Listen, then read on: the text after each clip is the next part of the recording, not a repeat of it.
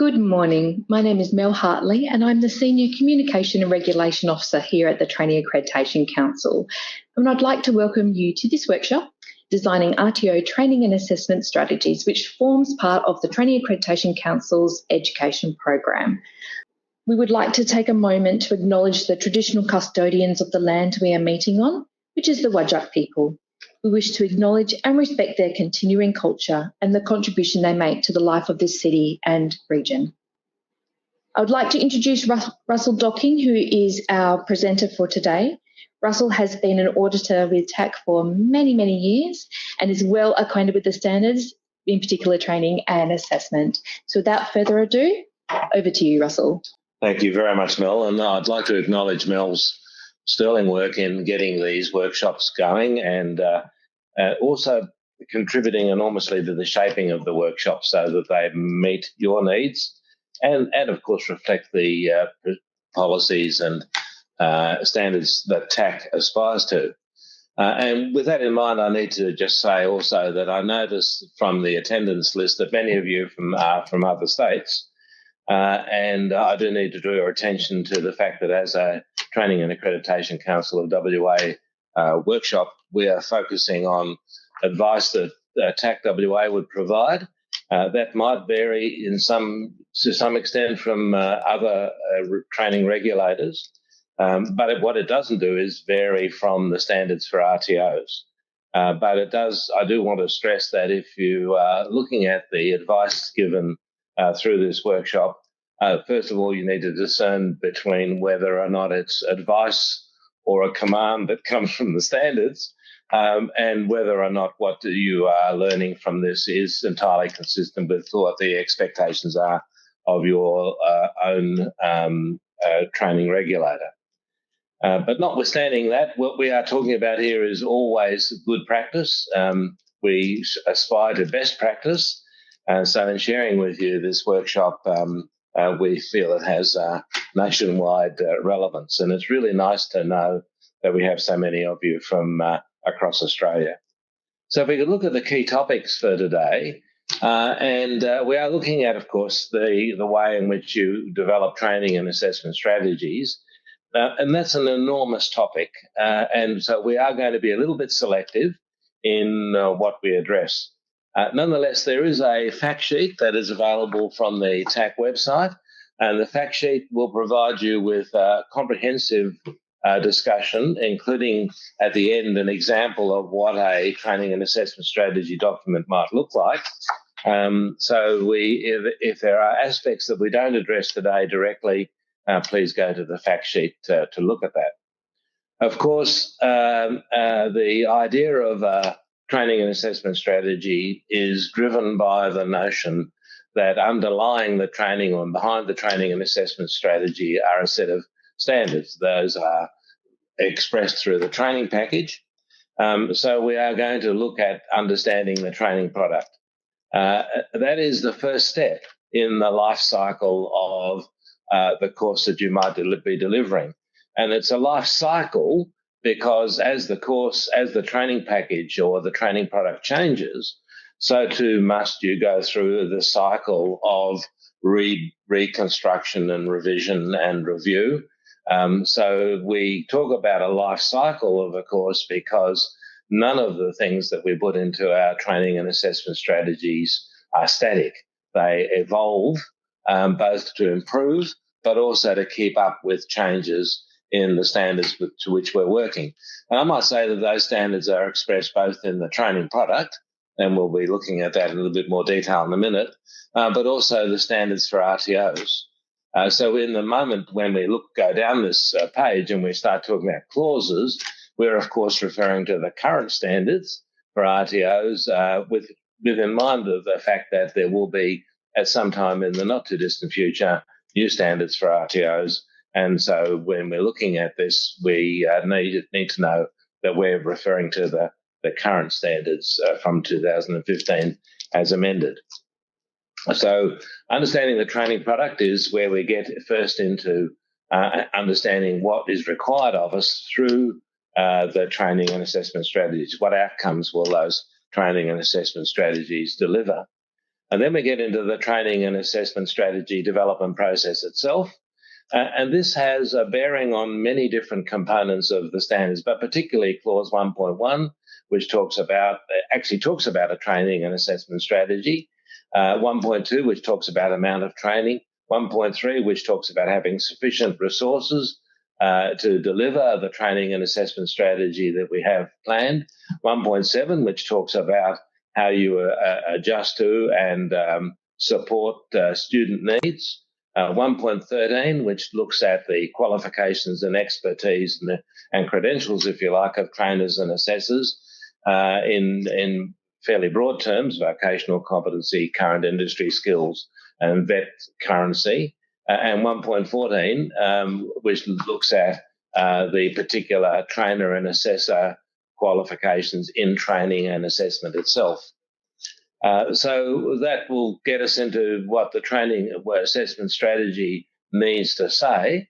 And then we get into considerations and looking at some particular facets of the training and assessment strategy. The first one being the amount of training. That has a relationship to 1.2, which is where it is actually raised as an issue in a formal sense. It is mentioned in 1.1 as well. And 1.7, where we reflect on the fact that the amount of training that an individual might require may differ from one student to another. So we'll be looking at examples of that. And finally, getting the most from industry engagement, because at the end of the day, what we're trying to do with the training and assessment strategy document is develop a program of instruction and assessment which prepares a person for industry, employment within industry. And so industry engagement becomes really important because we need to be comfortable and confident that what we're doing in our training and assessment strategy reflects industry needs and industry expectations. And that's picked up in clauses 1.5, which talks about a range of strategies for industry engagement to inform our training and assessment strategies, and 1.6, which talks about utilising those industry engagement experiences in order to make sure that our training and assessment resources are relevant, and also that our trainers and assessors maintain and build their current industry skills. So you can see that we've got a lot to deal with, and we only have a short time. We're going to be finishing, of course, at 11:30. But you can see that we've had to be a little bit selective in what we can address. But I do take you back to the fact sheet for further information. I also need to say right from the start that what we're going to be doing is reflecting on and looking at a kind of format for a training and assessment strategy which meets, if you like, all of these criteria. But I do need to say right from the start that each RTO is different. Each RTO might have its own way of structuring its training and assessment strategies. And indeed, in the past few weeks, I've looked at a number of training and assessment strategies that don't conform to the structure that TAC has suggested, and I use the word suggested quite strongly there. But those training and assessment strategies serve the functions that training and assessment strategies need to do. And in other words, they are compliant with the standards, but they are unique in the way in which they've met that compliance. And that is really important, that you don't go away from this workshop with a view that says, this is how I have to do it, but rather this is what these training and assessment standards have to achieve. And this is one way I could do it. But if I prefer as an RTO to approach it in a different way to achieve the same outcomes, then that's legitimate also. So we're not going to be doctrinaire about how things are done. What we are going to be, though, is strong on what needs to be achieved through these training and assessment strategies. So if we think about what needs to be achieved, we can look at the next slide, which basically says that the function of the strategy that we're going to be developing is defined, if you like, or encapsulated in a number of principles. The first is that it needs to be considered holistically and reflect the RTO's ethos, policies, and resources. So you need to basically look at the way you work as an RTO the resources you have both within and outside the RTO, the kinds of world within which your RTO works, the region and the industry areas and so on. And with those sorts of strategies, think about what a training and assessment strategy might look like.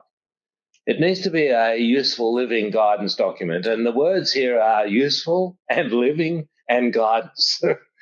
Useful meaning that it needs to be something that conveys information that trainers and assessors need to see for them to be able to function effectively. Living in the sense that it evolves with the RTO and with the industry and with the resources you have available, and for that matter, with the expertise of your trainers and assessors.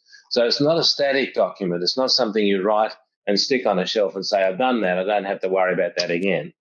And guidance, because it will not take away from the trainer and assessor all of their freedom to be able to be innovative and imaginative in the way they operate, but will give them the sort of strength that and the foundation upon which to build what they're doing in training and assessment.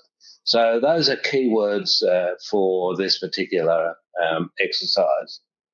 It needs to be relevant to industry and reflect current industry practice.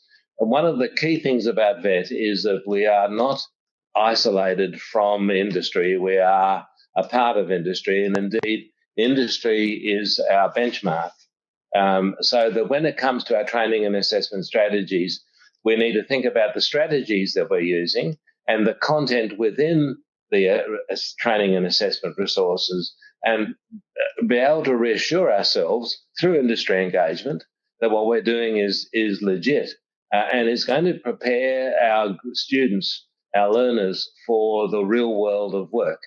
That is our primary charter, and if we deviate from that, if we begin to think that about training for its own sake rather than training for future employment within the world of work, then we're going to lose the plot entirely. So these training and assessment strategy documents need to be outward-looking, informed from outside, and appraised and assessed and evaluated and validated from outside. That really is important. And we then need to make sure that what we're doing reflects the needs of our learner group.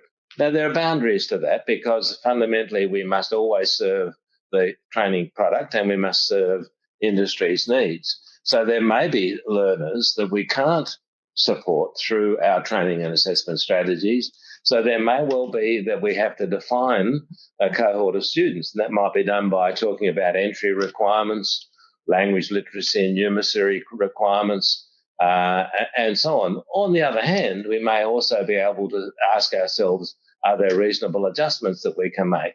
And one of the adjustments might be the amount of training. We might recognise that some individuals or some cohorts need more time, others perhaps less time. So we need a document that is not necessarily, again, fixed in terms of its view of what a learner is, but rather one that can respond to the learners that we have.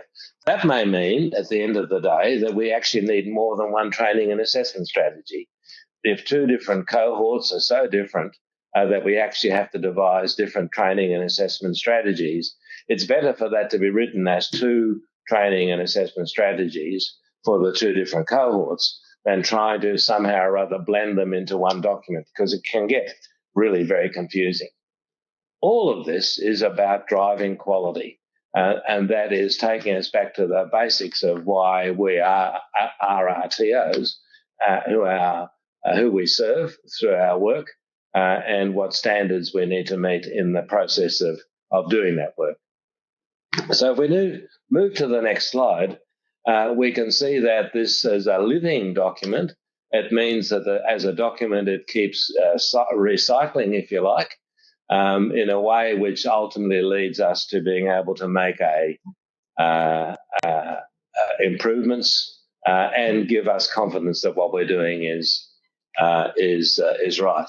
We are going to reflect on the life cycle of a course, and we'll be using this model as a way of guiding ourselves through this workshop. At the top left-hand corner, you'll see the word need, and that is basically where we're going to start. But if you like, behind the need is the actual training product itself. So before we even launch into this life cycle, we'll be talking about the training product. And then we'll talk about industry's needs and learners' needs and analysing the need. And then we'll talk into looking at various aspects of designing and developing your course, the strategy, the resources, the trainers and assessors. Then, of course, you deliver the course, which is to train, and there's practice and there's assessment and validation. And then you go through to evaluate and improve what you're doing, continue and maintain your engagement with industry, and through that engagement with industry, you come back into a revised perception of what the need is, and then you go through the cycle again. So it's a cycle rather than a static approach.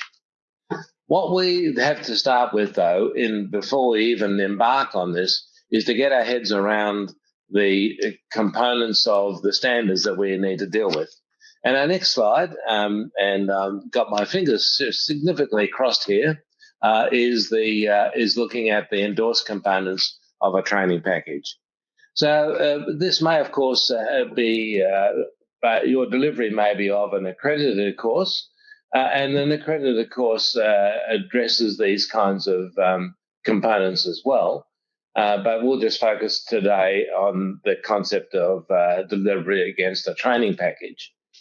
The key components of a training package are, first, the units of competency.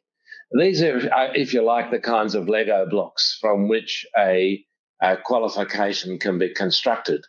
And the same Lego blocks can be used to create different structures. We know that from our time with Lego.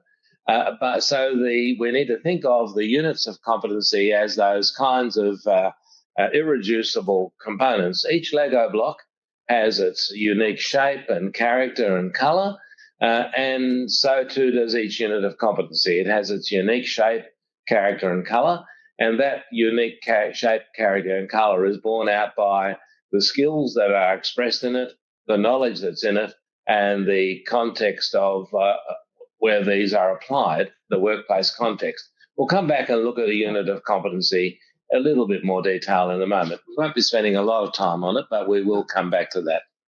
But these competencies on their own sometimes have meaning. So a competency in terms of, say, operation of a forklift has meaning on its own, but it has more meaning and is more profound when it's combined with other units of competency to achieve a qualification.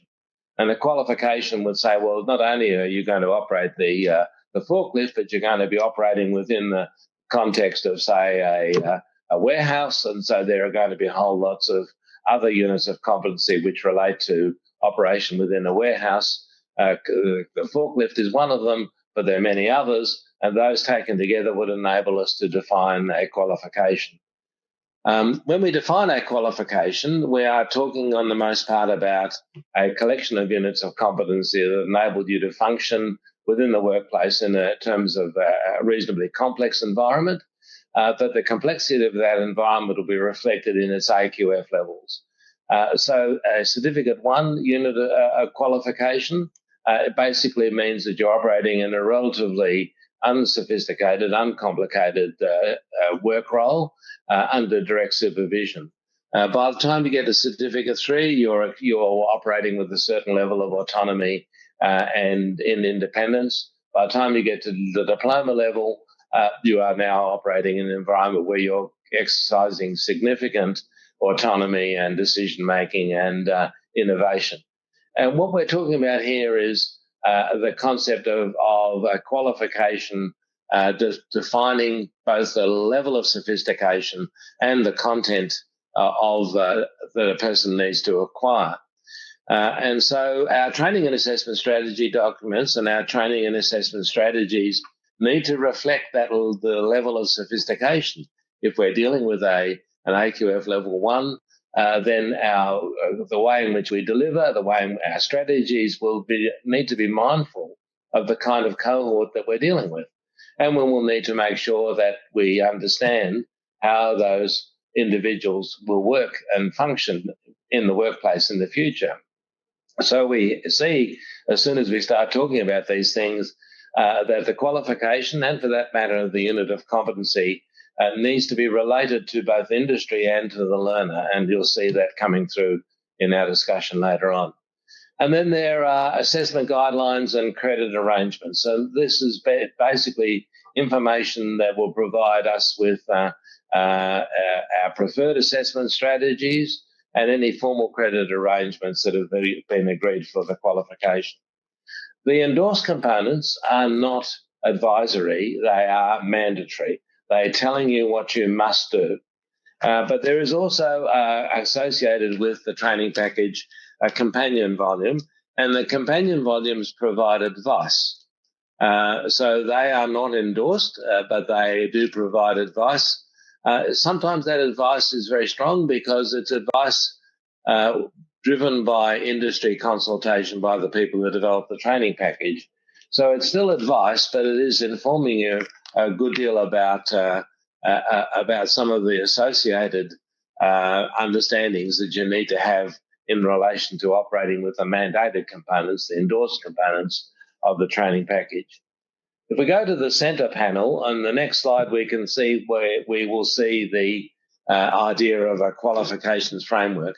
And basically the qualifications framework is not rocket science, but basically it says this is what the qualification's called. So it has a code, it has a title, and those are very precious because they define precisely what this means. And indeed, a person looking at a certificate issued with this qualification on it is able to go to the web and find out exactly what that means. Now, I say exactly because there will be electives, and so that also need to go to the individual's record of results to find out which electives were had been taken and had been demonstrated. But on the most part, particularly when it comes to the core and when it comes to the qualification description, what you get from this document is an image, if you like, of what this qualification means and how it is structured. So the packaging rules may talk about a number of core units of competency. It may talk about a number of electives, and it might also talk about streams or groupings of electives which enable specific strengths and streams to be defined. Within that context, though, is this notion of a core and electives. And we can illustrate that in a rather cute way by saying, well, the core is common to all those who take this qualification, but the electives are choices that an individual makes to reflect industry needs.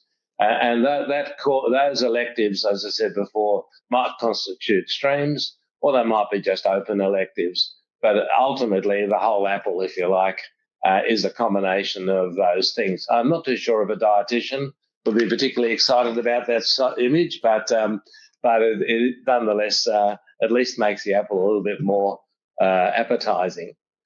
And that's the point, really, because fundamentally, we do not expect qualifications to be all the same. We expect them to have the same fundamental outcomes. We expect them to have the same standard of sophistication, but we're comfortable with the notion that different niches within industry need to have different kinds of streams or pathways. And that does mean that you can contextualize and, for that matter, customize a qualification by your selection of electives. And that makes the qualification more versatile and more attractive. But it does mean that if you want to understand a person's qualification, you do have to go to the record of results to find out what it exactly means for that particular individual. And when you do that, you'll be looking at a list of units of competency. And a list of units of competency, such as this one here, conduct civil construction excavator operations, is for some inexplicable reason published as two documents. The unit of competency itself, which is shown on your screen on the left, and assessment requirements. These two documents cannot be actually treated separately. they interlink intimately. And so when it talks about assessment requirements, for example, it refers back to the elements and performance criteria. And when we are talking about the elements and performance criteria in the left-hand document, we need to understand that there are expectations in terms of performance evidence, expectations in terms of knowledge evidence, and expectations in terms of assessment conditions, which are talked about in the second document. So please make sure that you treat these two as a single document. You'll find on the website that you have to print them out as separate, but as soon as you've done that, staple them together, because they are, strictly speaking, and really importantly, one document. So within the document, you'll find elements and performance criteria. You'll find you may well find foundation skills, which we'll touch on in a moment. You may well find that there is a range of application described. You might find that it talks about equivalence and the history, if you like, of the unit of competency. You'll find that there is at the very beginning a description of its application, so that talks about how this is used within the world of, in this case, civil construction, and may at that time talk about the level of autonomy and the like. And you will also find in the assessment requirements performance evidence requirements, which is talking about what needs to be seen to be performed as the person is demonstrating the elements and performance criteria. And you'll also find knowledge evidence, which talks about the kind of knowledge that a person needs to bring to bear in order to be able to function effectively in relation to the unit, but also in terms of the elements and performance criteria again. And then you'll find assessment conditions, which will talk about who can be assessors, what assessment conditions and contexts are required, and the like. So you'll find everything you need to know in there, but we are not today running a workshop on unpacking it. What we need to do is just look at a few bits and pieces that are really sometimes misunderstood, but also need to be incorporated in our planning when it comes to developing our training and assessment strategies. And what we'd like to focus on today is foundation skills. The foundation skills themselves, and here is a sort of an illustration of this, and this would come from the companion volume, but you'll also find the foundation skills listed within the unit of competency. And foundation skills are there to tell us what sort of fundamentals underpin the performance of this competency. Different training package developers have adopted different approaches to describing foundation skills, and that can cause a little bit of confusion. So go to the companion volume, which you can access through the website, your web, to find out what exactly is their approach. The training package that we're looking at today as an exemplar has very descriptive companion volume, where it maps up, as you can see down the left-hand side of the screen, the units of competency, and then it's got the title of the unit of competency, and then it's got foundation skills relating to learning, reading, writing, and I'm afraid I can't read it from here, and numeracy, so what you end up with is an indication of what sort of level of sophistication the person needs in relation to the foundation skills to be able to achieve the qualification. But you'll also find a statement within the unit of competency which tells you what foundation skills are involved. So if we look at the next slide, you'll see here is a particular unit of competency, conduct civil construction excavator operations, and it has specified two foundation skills, reading and numeracy. But it's set those foundation skills in a context. So reading is not just reading Shakespeare, it's being able to identify and interpret information from workplace procedures, documentation, legislation, and regulations. So there's a level of sophistication in here because we want the person to be able to read not just simple information, but actually quite sophisticated stuff such as legislation and regulations. So reading is an expectation of this particular unit of competency. Likewise, numeracy is an expected skill. Again, not being able to do calculus or some very highbrow mathematics, but rather to be able to use equipment operating capacity to confirm safe weight load limits. And now, those are not the only ways in which reading and numeracy are used. It's to illustrate to you the kind of level of sophistication of reading and numeracy is required. The expectation for training package developers is that they do not need to mention any foundation skills if they're already clearly part of the elements and performance criteria. So if in actual fact, identifying and interpreting information from workplace procedures was a performance criterion, you would not need to list it as a foundation skill because it's already there as a performance criterion. So in many cases, units of competency do not list any foundation skills because they are already written into the elements and performance criteria. So on the most occasions, if they have listed them, it's because these are extra to the elements and performance criteria. And that does mean that when it comes to assessment, you're not only looking for evidence of the elements through their performance criteria, but you also need to be looking for evidence of achievement of the foundation skills as well. One little variation on that, of course, is that quite often what you'll find is this table, but presented in a slightly different way, because it's got an extra column which maps the skill to the performance criteria. You'll find that, for example, in the BSP training package. That actually tells you that the foundation skills that they've listed are actually already in the performance criteria. And that just simply means that you don't actually have to do any extra assessment because you're already going to be observing the performance criteria. Therefore, you're already observing the foundation skills.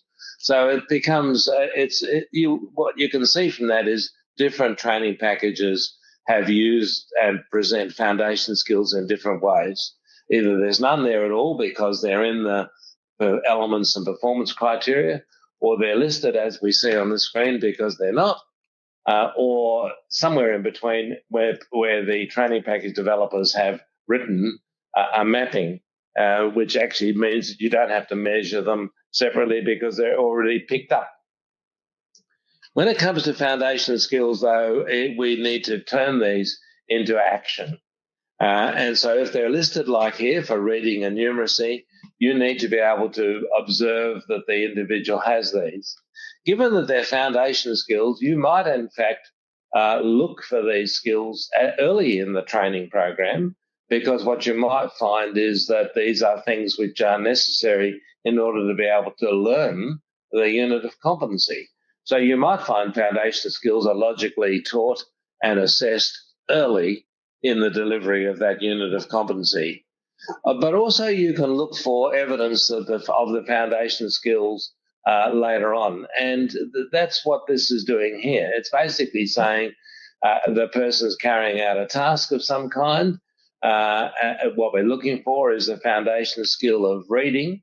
And what we're basically saying is, have we seen evidence of a person effectively reading, yes or no? And we might then indicate by putting a tick or something against these things. So if they've demonstrated that they can read workplace policy and procedures, we might tick that. That they're standard operating procedures, if we've seen those, we might tick it. There might be things that we haven't seen, but what we're looking for here is not the list of items, but rather evidence of reading. And so this is a set of options, which basically says these are the sorts of things that we can observe a person reading to tell us that they can read documents of this kind of sophistication. If the word yes is, well, it says list workplace example below, or I reckon you could just tick the item above rather than spending time writing it out. The point about it here is that if a foundation skill is listed, you must be able to assert that the person has or has not demonstrated that quality. It adds to the things that you are going to assess. So we don't want you to just assume foundation skills are okay, just in the background. We want you to take them seriously and make sure that before you certificate a person as having achieved a unit of competency that the foundation skills have actually been seen. And Giselle Lowe is asking, can we use the LNN results for foundation skills? You could accept that the thing about this is reading in context, whereas LNN is probably a kind of abstract assessment. So if your LNN results are embedded in the actual practice, then you could. But if your LNN result is a kind of abstract thing, then you would need to say, well, I know they can read, but can they use that reading skill to read and make meaning of workplace policy and procedures, for example? So what we're talking about here is something embedded in the context of the competency. They're not just foundation skills, they're foundation skills for this unit. And therefore we need to understand that, and it does mean that they may have demonstrated foundation skills in this unit. In another unit, they may have the same foundation skills, but now it's in a different context. You may need to look at those foundation skills again in that other context. So under those circumstances, LNN probably is a bit too generic. Thanks for your question, Giselle. So now let's move on to how we get this all going as an exercise. And all this slide is trying to tell us is that fundamentally what we are doing with our training and assessment strategy is building a blueprint for training and assessment. And here we have a kind of blueprint. Well, it's not quite because it's showing the whole block of land for a house.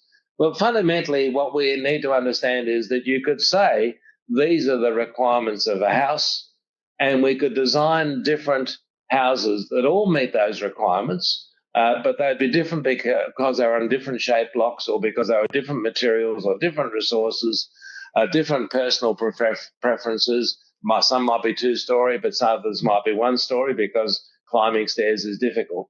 In other words, when we design a house, we have to take into consideration the characteristics of the clients, the characteristics of the resources, the boundaries, if you like, in every sense of the word within which we have to work.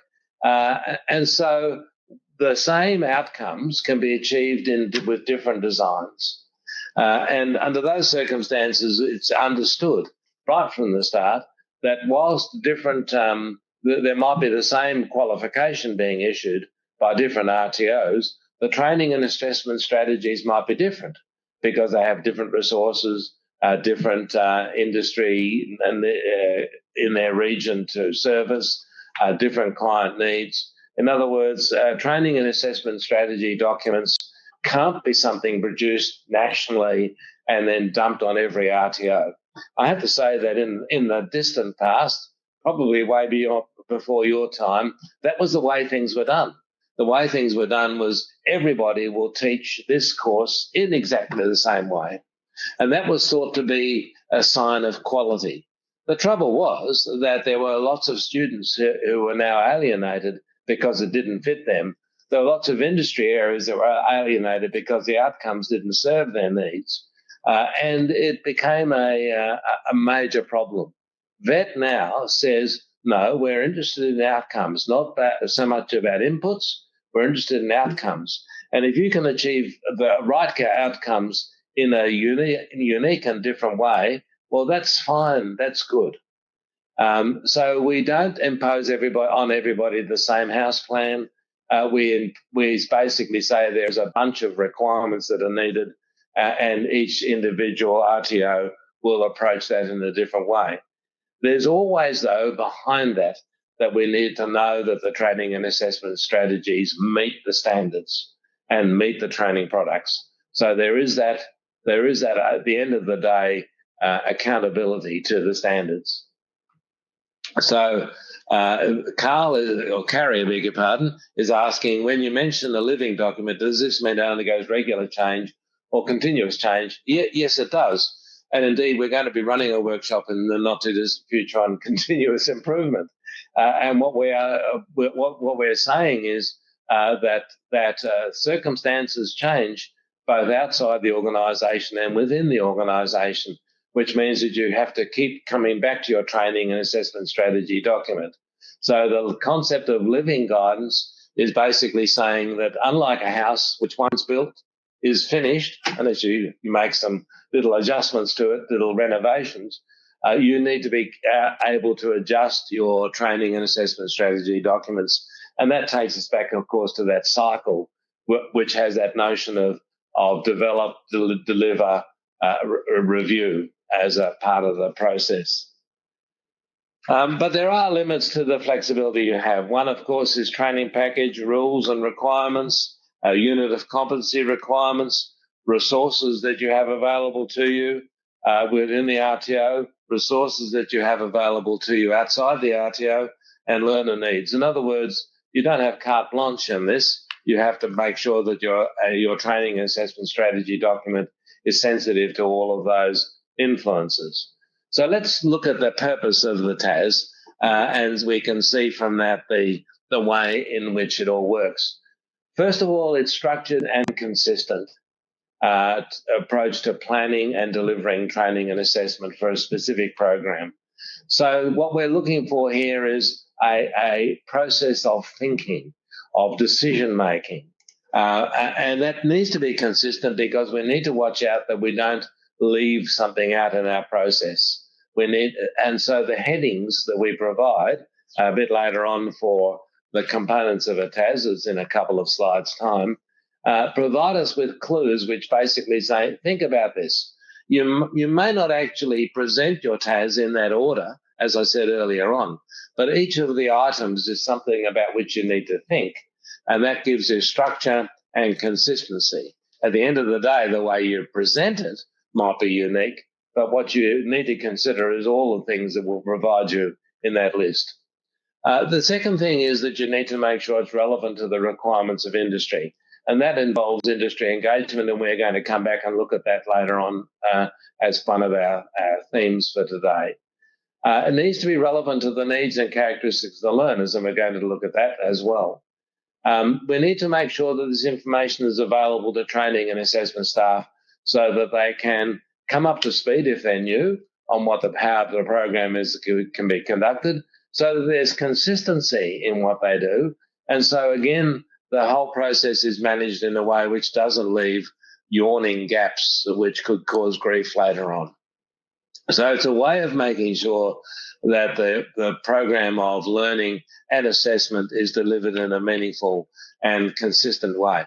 I do not want to say uniform way. I want to say consistent way, because different people might end up doing things in different ways.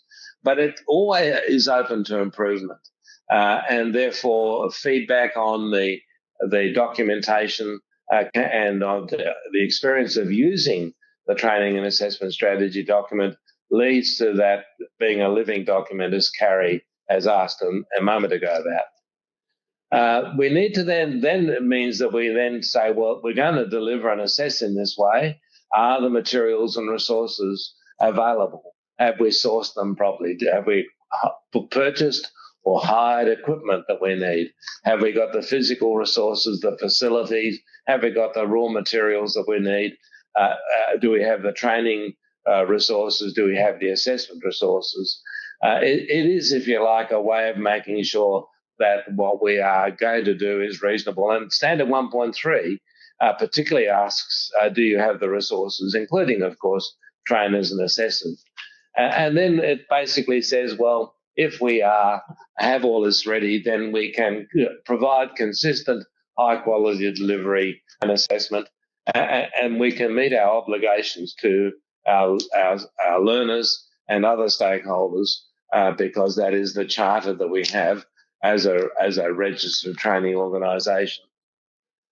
We develop the TAS for all sorts of different training products, and the most part it's a qualification, but it could be a recognised skill set, or it could be a standalone unit of competency such as forklift or elevated work platform or the like, or an accredited course. And so we develop a TAS for any of these, but where the client groups are different, we may end up developing a number of different TASs. So we may in fact say, well, it's one qualification, but there are very different groups, or it might be that we are an RTO that have a number of different campuses, under those circumstances, we might have different resources at different campuses, and therefore at different campuses would have different training and assessment strategies. Those sorts of variations are quite legitimate, as long as what we aren't doing is in any way invalidating the qualification. So we end up with not necessarily just one TAS, because it may be that there are regional differences or campus differences or differences in the access to trainers and assessors. So we may end up structuring things in different ways, or there might be differences in our client groups, which mean you end up with different TASs. So what's in the TAS is really important.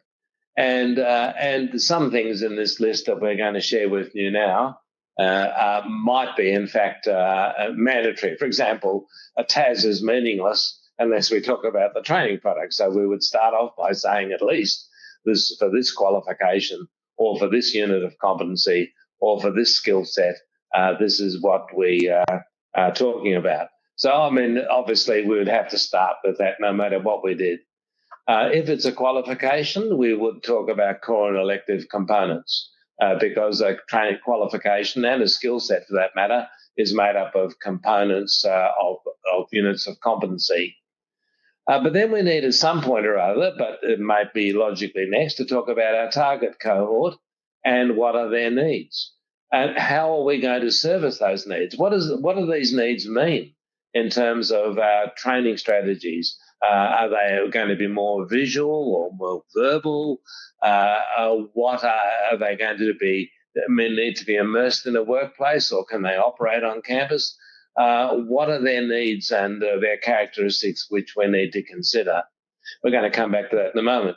Modes of delivery, is it going to be delivered face-to-face, online, in the workplace, a combination of these? Entry requirements and exit requirements. Are there requirements that they need to have in terms of prerequisites, or just in terms of, as has been mentioned already, language literacy and numeracy, or a physical capability? What are requirements for entry? And exit requirements, what are the likely outcomes from this? And are they going to get a statement of attainment or a qualification and a record of results and the like? And a training approach.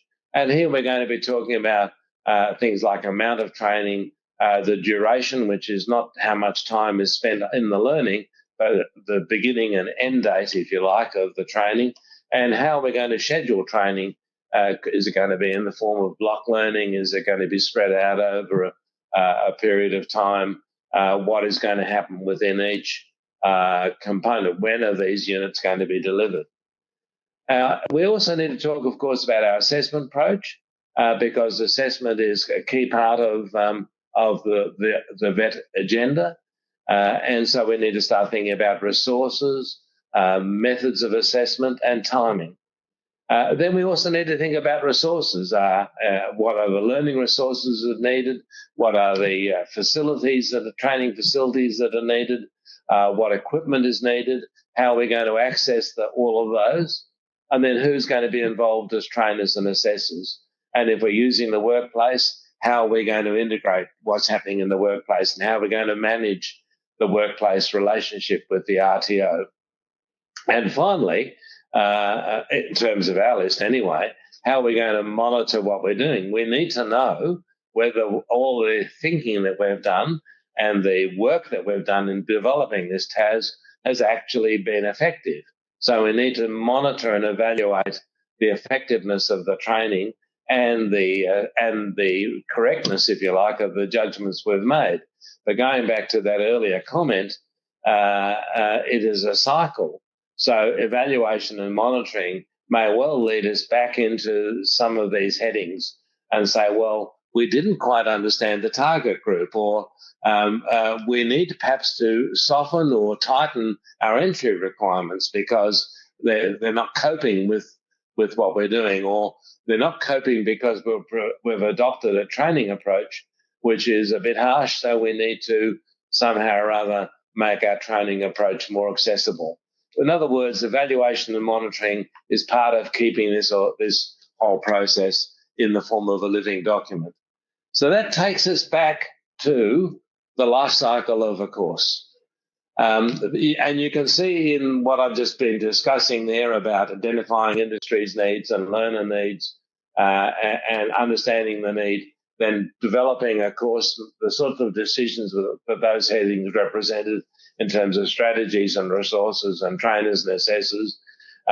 Now, you can't evaluate that in a kind of isolation. You put it into practice and you implement the course, and then that produces evidence of whether or not the decisions you made were good decisions. Well, of course, they need to be well-informed decisions, and that's why you all need to be trained as trainers and assessors. But nonetheless, the acid test is for implementation, and then what you do is evaluate and improve and go back to the beginning.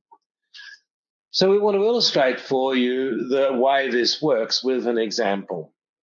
And we're going to start off by looking at a fictitious situation. Rhodes WA does not exist. It's not a real organisation. And we want you to imagine that you work for an organisation called Awesome RTO. I'm sure you do work with Awesome RTOs. And so this is entirely fictitious. But Albany and Esperance really do exist.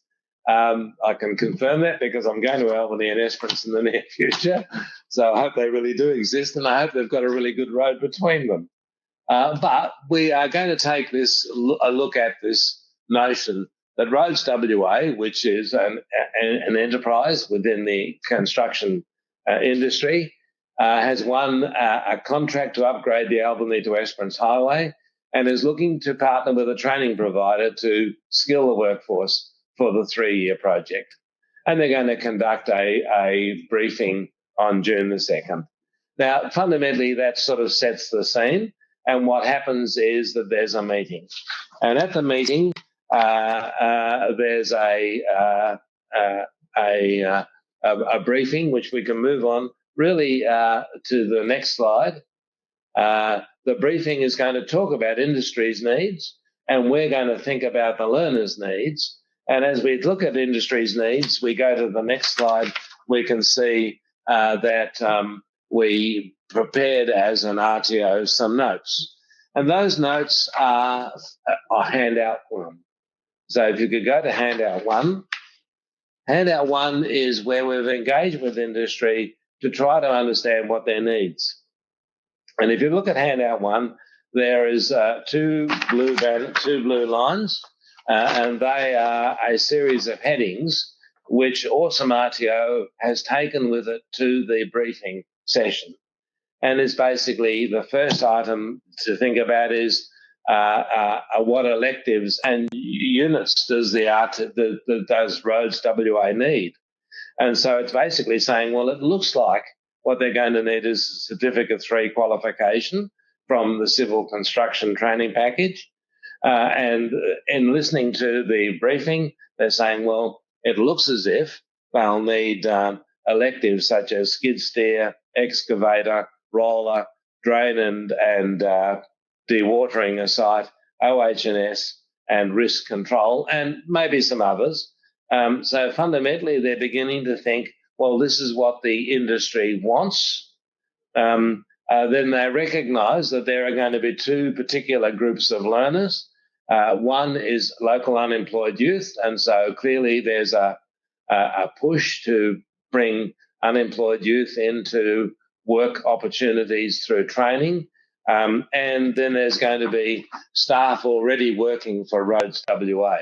And they are going to present quite a different challenge, because those who are unemployed may actually be already challenged by re-entering the world of learning and the discipline, if you like, of work. And they will have relatively little experience, or maybe no experience at all, in the world of construction and the kind of equipment involved. But on the other hand, the staff of Rhodes WA may well have a lot of experience, somewhat narrowly focused because they've been only working with one enterprise, possibly. So we are going to need to shape the training and assessment strategies for them in a different way.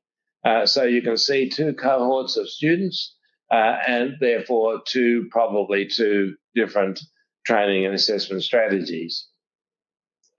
The Roads WA stresses that this is a community development partnership, which is one of the reasons that they won the contract. They want all of their partners in the project to have that concept of community at the core. So our training and assessment strategies are going to have to be very mindful of, if you like, the social dimension of for those, particularly the youth unemployed, to re-enter the world of learning and re-enter the world of work. And so you end up with, when on the third heading, who are the key staff we can access and their specialisations. We're going to be able to utilise workplace assessors, supervisors, but we are going to have to manage how we use those people as contributors to the training and assessment process. What delivery modes will suit? Well, we may say, well, in the case of those in the workplace already, there'll be a kind of steady background to the training. But when it comes to the youth unemployed, we probably need to see them up front to get them acclimatised to training, maybe inducted into the workplace, and give them some foundation skills which will enable them to safely enter the workplace. So we will, for them, probably have upfront training, and then we might have blocks of training further on where we bring them off the workplace and provide them with an intensive learning in a safe environment where they can focus on the learning as distinct from trying to somehow or other merge the learning and the working together. And so we will think about different delivery strategies for these different cohorts. So what sort of training resources do we need to bring into play? And so we will basically talk about that with Roads WA if we win the agreement, but we will need to perhaps have some resources at our training campus, and we'll need to have some resources, access to resources in the workplace. What sort of assessment methods will we use? Well, if we're going to use supervisors, we'll need to make sure that they are, as observers, equipped to make meaningful observations. We may also observe some things off the work site, and so we'll need to see how those are managed.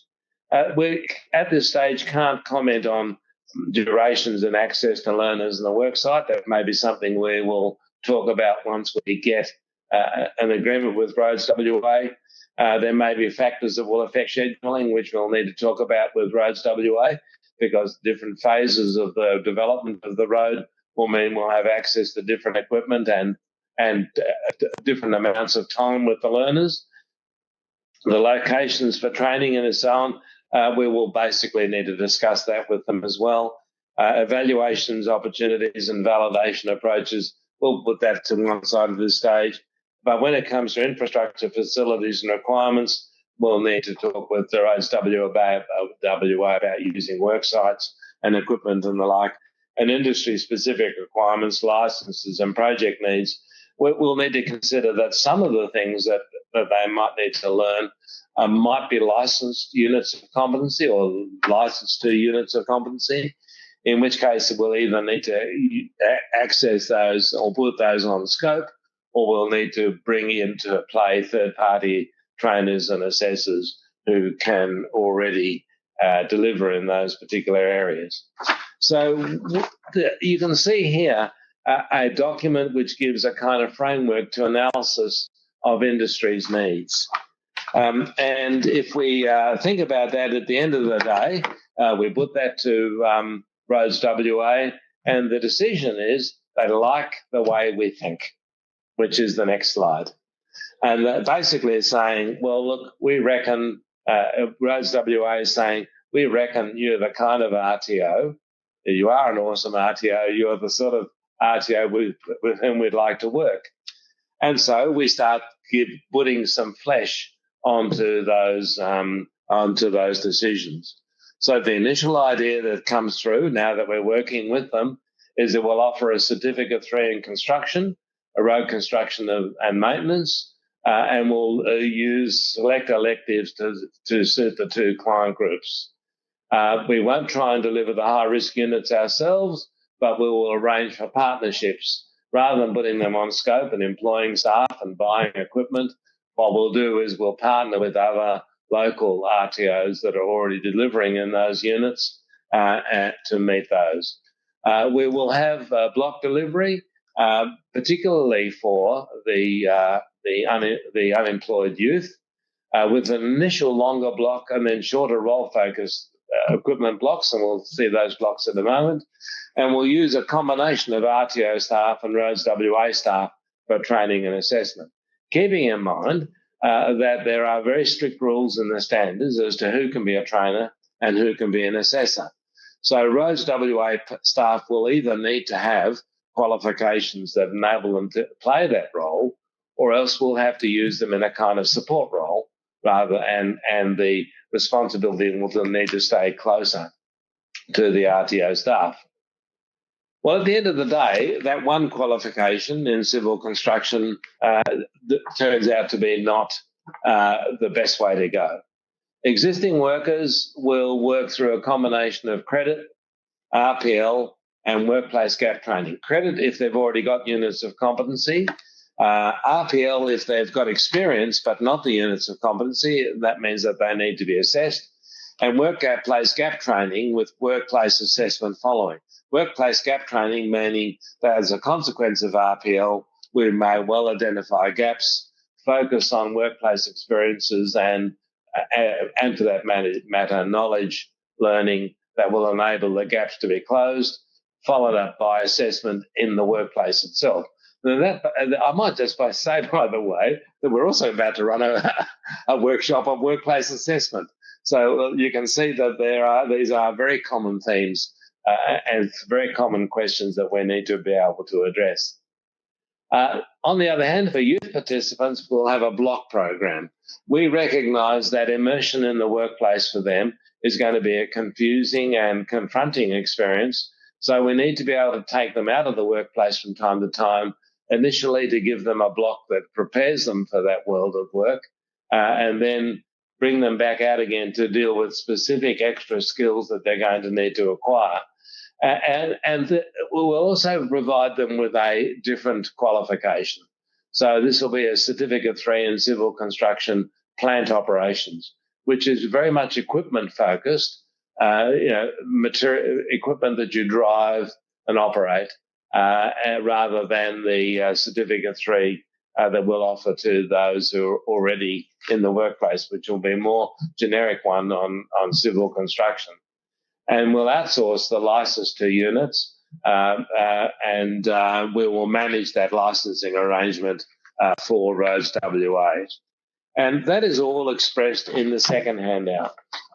And what we're going to do now is take a break, but that's also partly to give you a chance to get yourself a cup of coffee, but it's also to give you a chance to read through handout number 2. Handout number 2, though, is the same as handout number 1, but now you'll find extra boxes have been filled in because there's now a greater level of clarity about what the training and assessment strategy document is going to have to do. We're going to finish our workshop, getting close to 11 o'clock, with a look at the training and assessment strategy document that has been developed in relation to this imaginary situation. But what you're still seeing on these pages and handout number 2 is the planning that goes into and the thinking that goes into preparing to build meaningful training and assessment strategy document. After our little break, we'll look briefly at the trainers and assessors because we need to understand what kind of freedoms that we have. And then we'll start looking more closely at the learners and industry engagement. But let's take a break now. Now, I make it, roughly 10 past 10. If we could take a 15-minute break, because I want to give you enough time to read handout number 2. We could reconvene at 25 past 10, and that will give us a reasonable break, and then we'll be able to continue on to our 11 o'clock schedule. At the end of that previous, prior to the break, I asked you to read through handout number 2. And handout number 2 provides you with a now much more detailed discussion about what's going to happen with the proposal, and is ultimately going to lead to a training and assessment strategy. Now, you can imagine, because there are 2 different qualifications and 2 different cohorts, there are going to be 2 different training and assessment strategy documents, and that's indeed true. And this one, in this imaginary example, the training and assessment strategy document, which you will later look at, handout number 4, is for the unemployed youth group. But so there would be another training and assessment strategy document for another group. So that the analysis here on handout number 2 would ultimately lead to handout number 4, which is a training, or two versions of that, one for youth unemployed and one for the current workforce.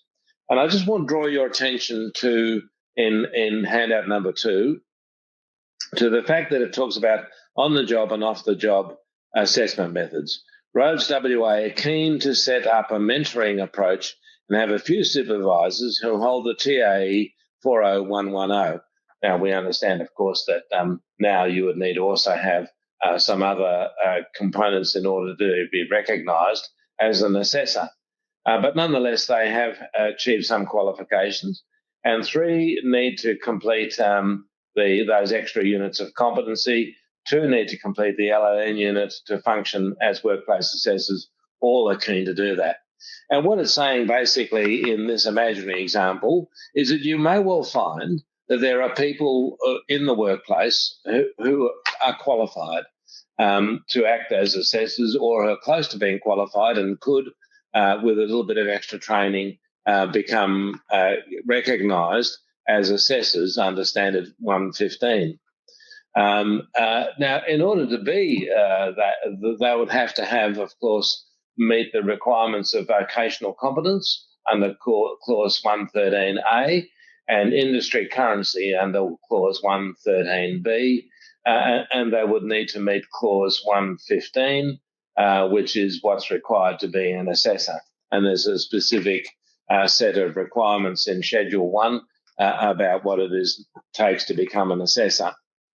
So when we look at these requirements, we are reminded that in order to incorporate them in that kind of role, they need to meet these standards. And in particular, they need to be able to have vocational competency, which means that they have industry knowledge and experience. It may be that they have a qualification, or maybe they would need to demonstrate equivalence in relation to their experience and activities. And the industry currency, which mean that they understand how the unit of competency actually works within the workplace. A little bit of a trick here, and I'm going a little bit beyond script to say this, but they represent not just Rhodes WA. In other words, Rhodes WA is using the competency in order to be able to achieve its construction outcomes. But the standard that is expressed in the training package is a national standard. And so one of the dangers that we have of using people immersed in an enterprise is that their perception of what their competency is may be blinkered by the fact that they work in that organisation. So we would need to make sure that under the concept of industry currency, that they had a broader concept of industry than just their employer's perception of industry. And that really is important, because we're talking here about not a Rhodes WA competency, but a national competency. And they may not have all of that experience and breadth of understanding. It may be something that they have to work on. The other thing that needs to be said is that training and assessing is a very personal and intimate exercise.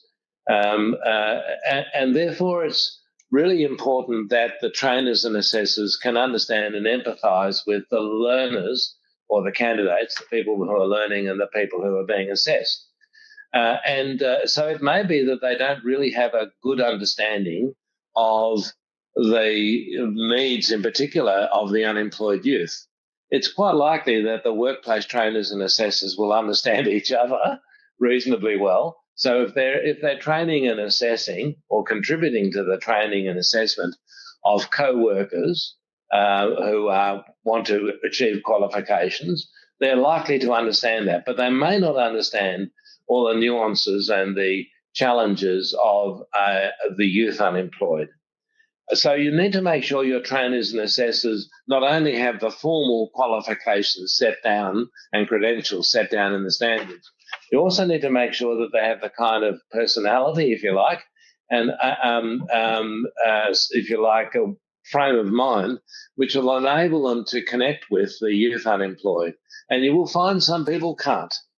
So there does need to be an understanding that being a trainer and assessor is not just about conforming to the requirements of the standards, but it also involves understanding the learner who is going through the learning experience and the assessment experience. So Joe is asking the question, could they supply some form of third-party verification? And I'm not sure about who they are in this case. Is this about the trainers and assessors providing third-party verification? And of course, yes. So if they're not qualified to be trainers and assessors and don't have the credentials set down, then what they can do is become observers. And we'd have to be very careful that we didn't use the word assessors, or for that matter, the word trainers, but what they are is they are supporting the training and they are supporting the assessment, in particular with the assessment through observation. And they would not be, if they did not have the credentials, be making judgments. So they would be providing observational evidence to an assessor who was making the judgment. So in that sense, they would be providing a third-party verification of perhaps what was seen during a block activity or of some other observation that you were making. Now, I might say, and I'm marketing a bit here, that when we're going to be talking about that quite a bit when we look at workplace assessment in a workshop in the not-too-distant future, because we need to, and we talk very specifically in that about the role of third-party observers or third-party evidence gatherers.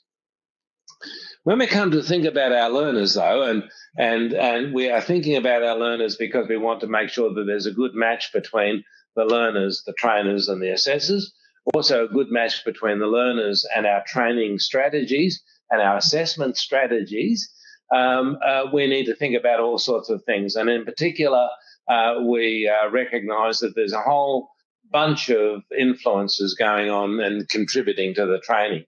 But in the next slide, we will see that we're just going to focus here on the bits above the line, which is motivation, goal, education, learning, and ability.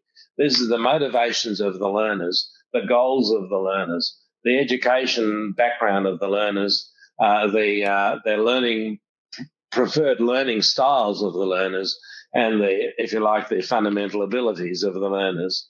So we can imagine in this context that we've been able to access the local high school's vet coordinator.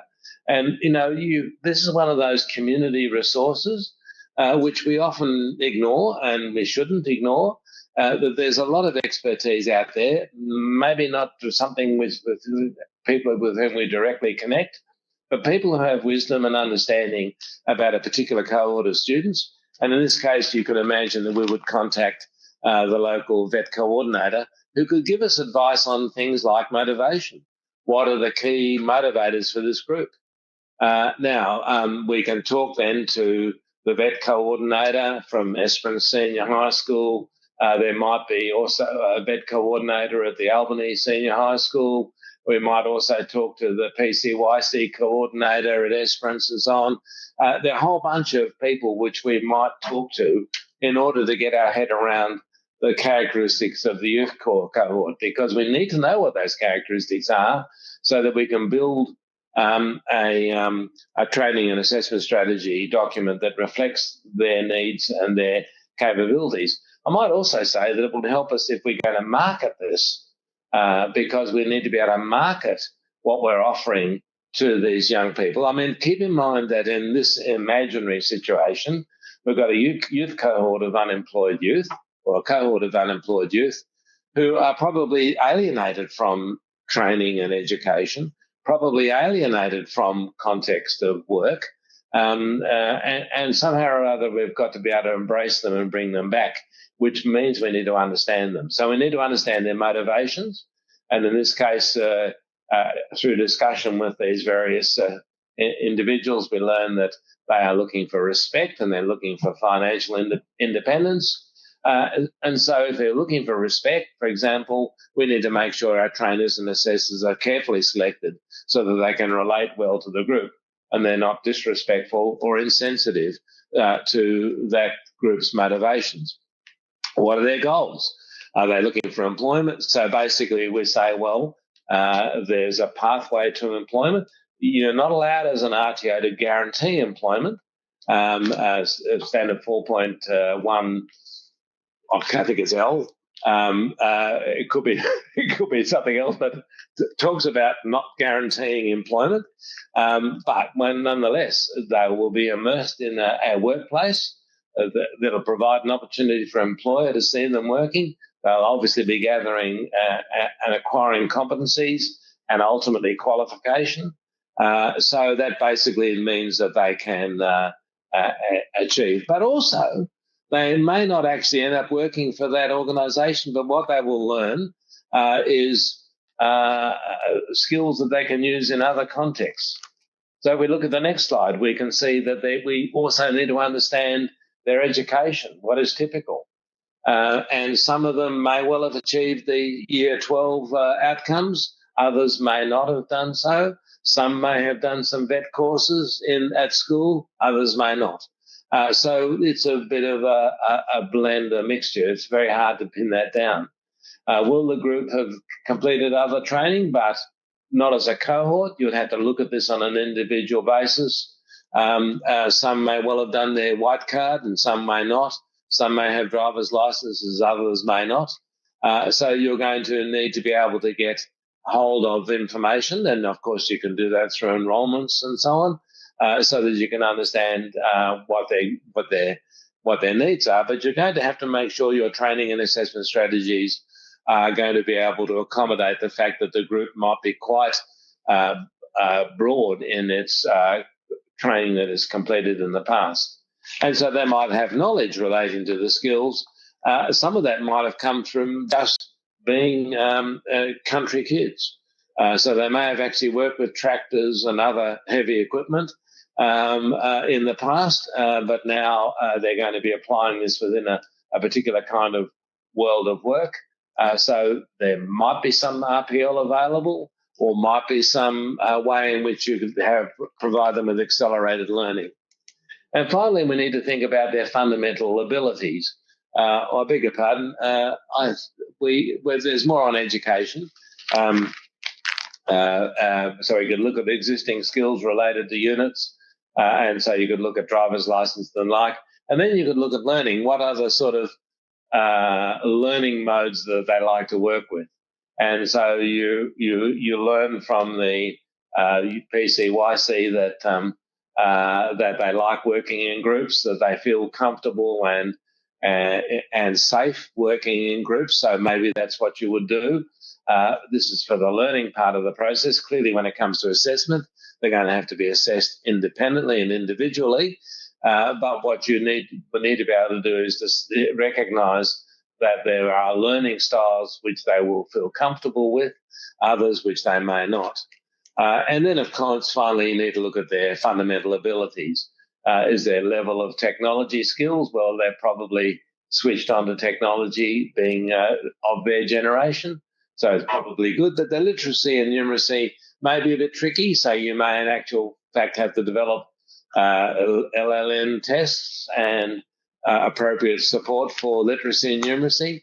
Are they independent learners? Well, maybe what you need to do is to start off at least at a group level, because they need the sort of dynamism of interacting with each other. And so you can't just sort of give them some learning materials and say, go for it. You're going to need to make sure that they are, if you like, embraced by the RTO and by each other and supported through the process.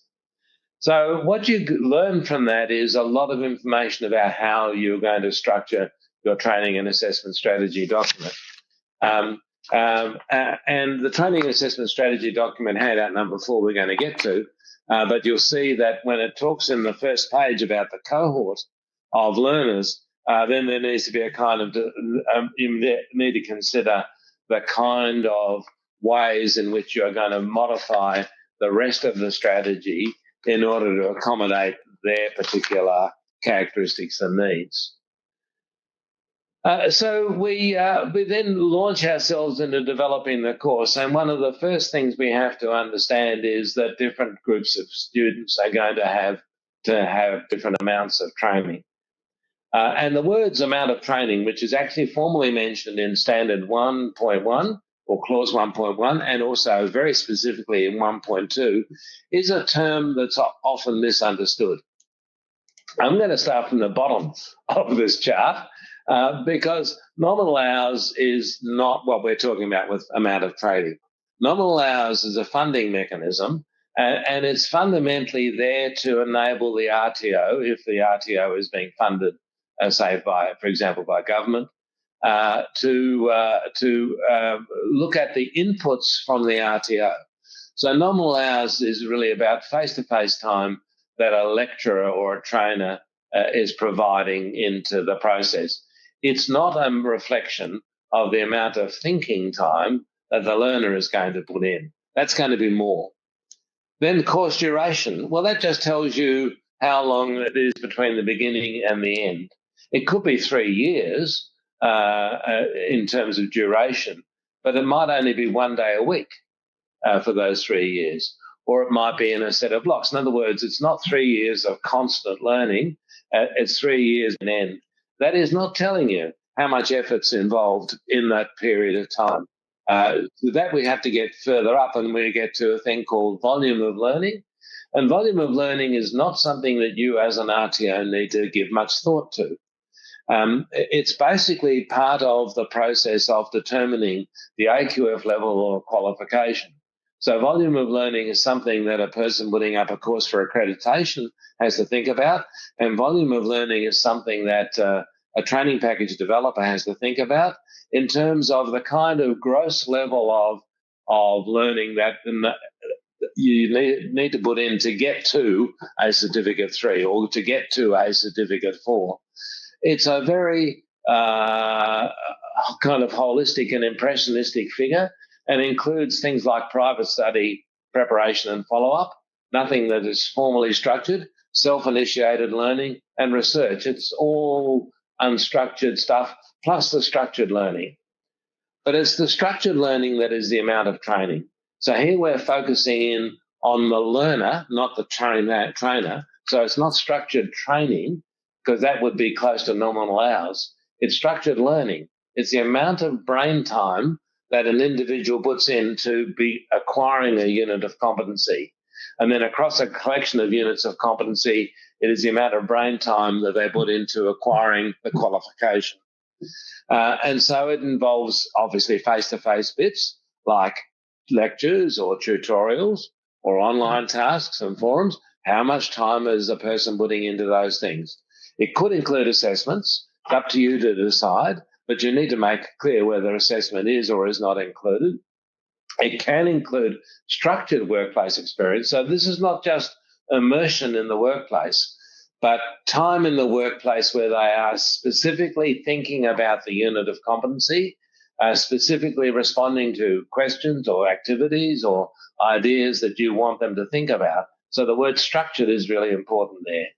Workshop activities, time spent in a workshop with learning or assessment components. Projects and assignments, where the time to undertake those projects or assignments, the time to take structured prescribed reading, not just self-initiated stuff, but stuff which you say, I expect you to have read this resource before we start, and any prescribed follow-up activities. So the word structured and prescribed is key part of this.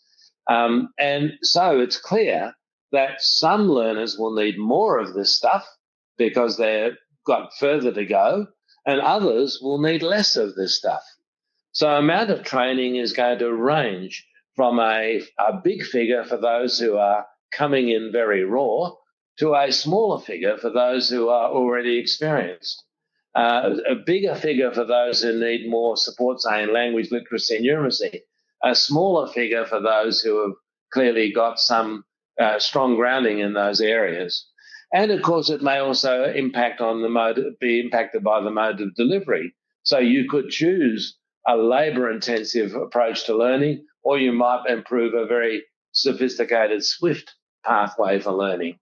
And of course, this is done on a unit-by-unit basis. So the more units, the more the amount of training will be. And so you can see that what we're talking about here is the amount of engagement that we are asking of the student. And there's a kind of contract here, which is basically saying to the student, if you are taking on this unit of competency, or if you are taking on this qualification, this is the amount of time we expect of your brain.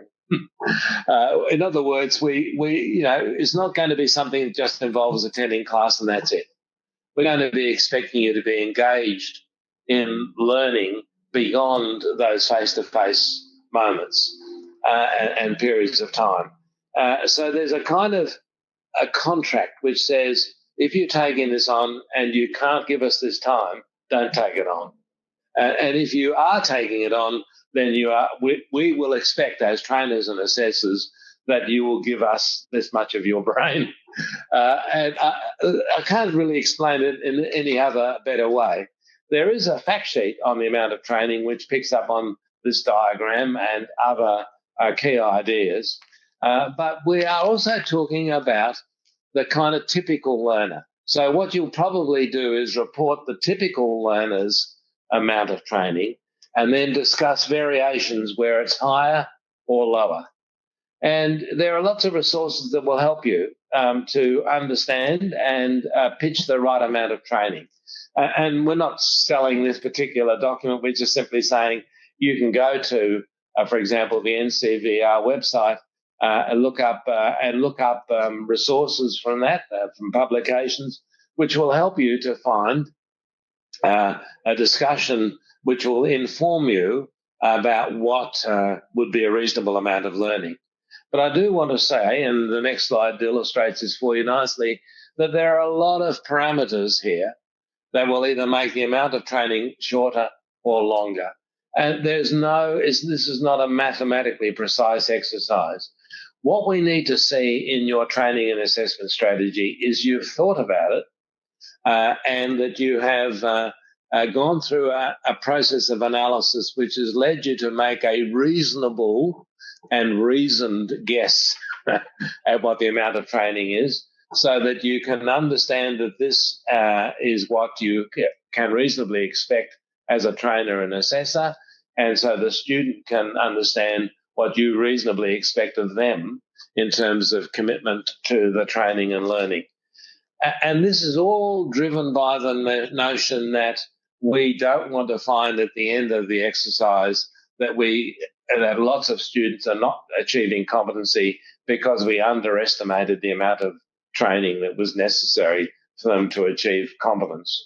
So standard 1.2 talks about this in terms of have you determined a reasonable amount of training that will enable each individual to achieve the outcomes, and have you considered in that process those individual needs? So learners' existing skills, knowledge and experience, if they have very little, will make the amount of learning longer. If they have a lot, will make it shorter.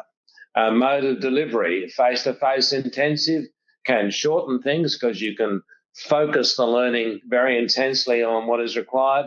But online and correspondence and distance, it's going to take much longer time because they don't have the benefit of you shaping and directing their focus.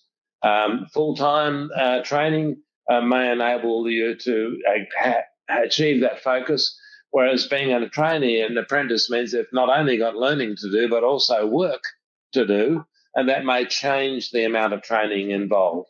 RPL clearly reduces the amount of training. Indeed, RPL could make the training side, the amount of training, zero, because they are able to go straight to assessment.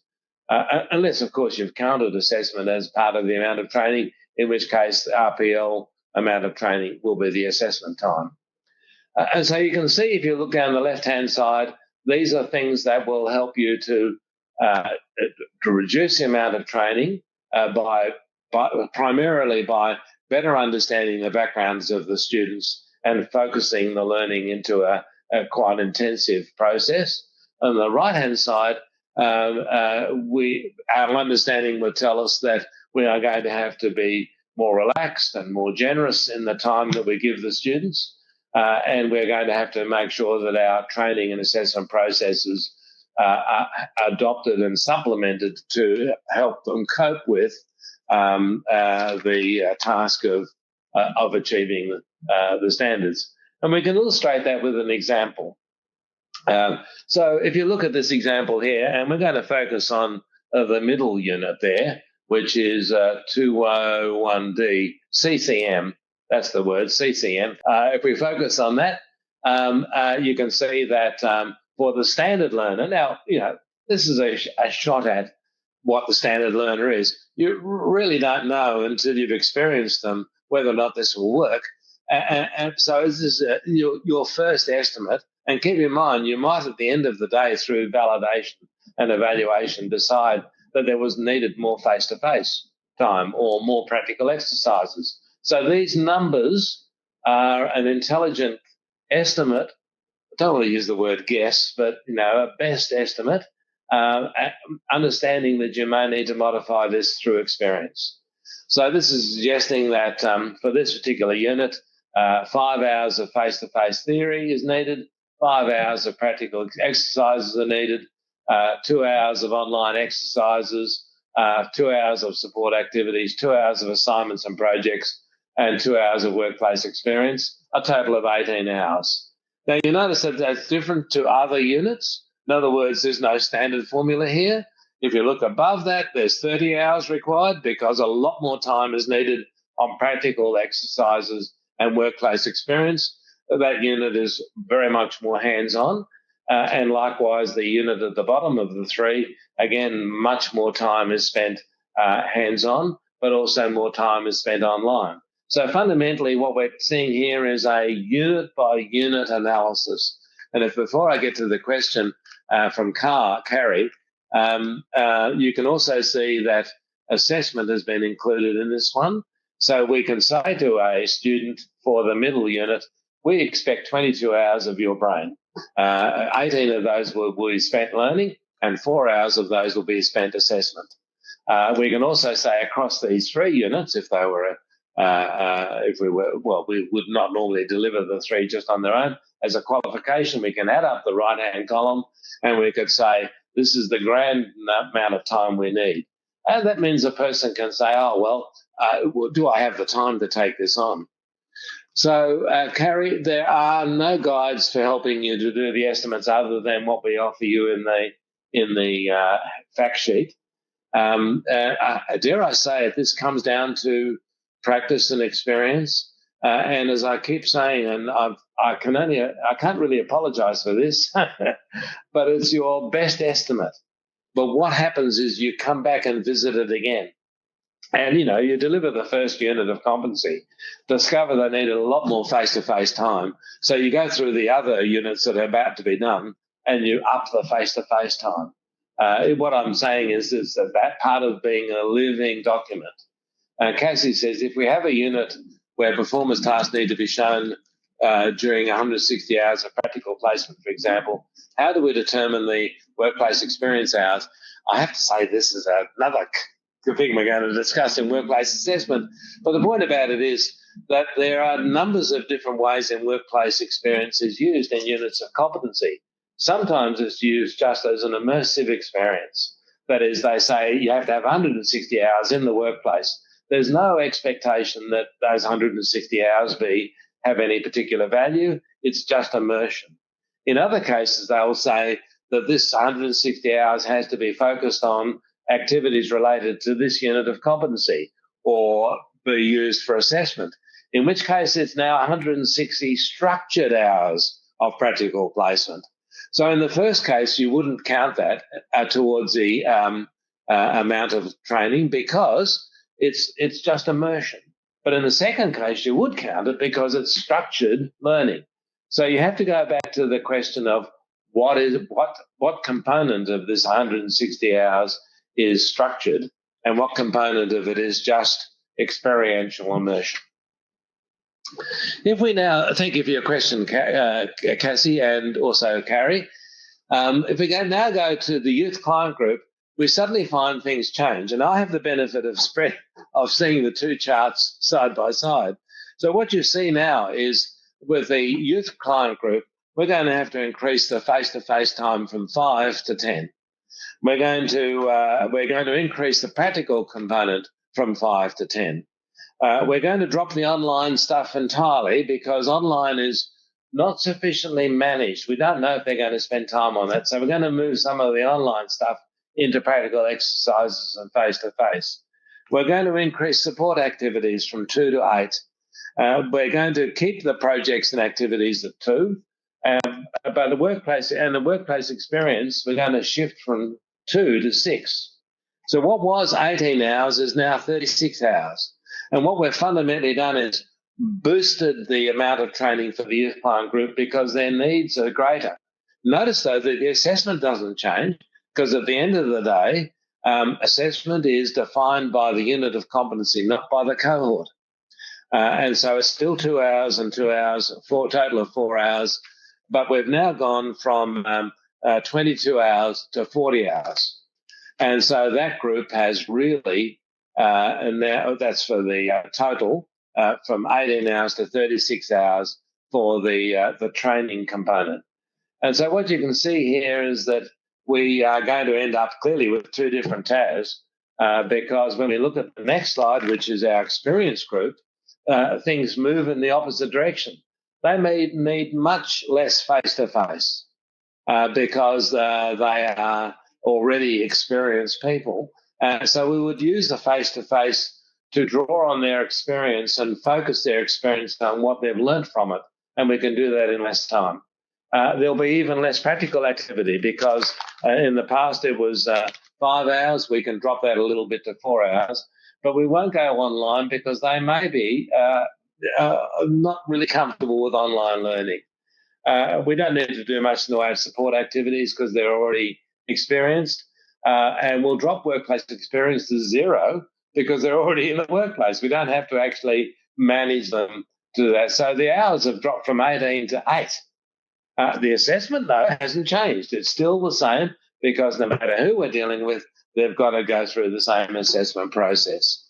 So we've gone from 18 to 8, which means that there's swings and slides things going on here. Some students are going to take more time and other students are going to take less time. And that means that at the end of the day, we not only have two assessment strategies, but it also means that we've in fact balances out in terms of load, but we are going to give disproportionate amounts to the different groups because they have different needs. Now, all of that presumes, and if you look at the total there for these 3 units of competency, these 3 units of competency have a total demand of 73 learning hours and 89 in total across those and assessment. But if these 3 things were connected, maybe we could reduce the load by clustering them. And that is, if we go back, I'm sorry, if you wouldn't mind going back again, Mel, thank you very much. That means that the face-to-face time, instead of being, 22 hours across the 3 units, we may be able to bring the face-to-face time down by saying, well, the learnings that are happening in each of these could be combined in a way which enable us to reduce the face-to-face. It might be that we can imagine a practical exercise which, instead of taking 24 hours of time, 10, 4 and 10, enables us to compact them into one practical exercise. So in other words, we might be able to in the workplace experience say, well, instead of just looking for one thing, can we look for multiple things at the same time? Now, I realise that we're looking at the experienced worker client group, but the same sort of discussion would happen with the youth group as well. So the idea really here is maybe through clustering, we can reduce the amount of training. which takes us to our next slide. Thank you very much, Mel. If you look at the skid steer loader and the wheel front end loader operations, and if you look at the knowledge, looking at the skills is tricky because the skills involved are in fact quite different, but there might be even some overlap in the skills. But we're just looking here at the knowledge. You can see that both of them require an understanding of ground conditions. Both of them require an study of knowledge of isolation. Now, you have to first ask yourself the question, is the knowledge about ground conditions for a skid steer loader different to the knowledge you need to have of ground conditions for a wheeled front end loader? Because they've got the same words doesn't mean they're the same thing, because knowledge relates to the unit and the unit relates to a different bit of equipment, and therefore what appears to be the same may not actually be the same. So you have to bring on your expertise to make a judgment as to whether or not the words ground conditions for each mean the same thing. Now, if a skid steer loader operates differently and is affected by ground conditions in a different way to a wheeled front end loader, then they're not the same knowledge. They're different knowledge. So you have to go through the list, and if you do, in the next slide you can see that there are certain things which certainly are shared by both units. Signs of operator fatigue and how it should be managed are both the same for both wheeled front end loaders and skid steer loaders. Civil construction terminology will be both the same. A civil construction activity sequence of road construction, earthworks and drainage will both be the same. So why should we teach these twice? Why should we assess these twice?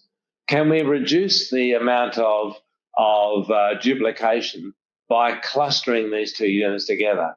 Not everything will cluster, and we may therefore be able to say there are some things where we can reduce the learning time and other things where we can't.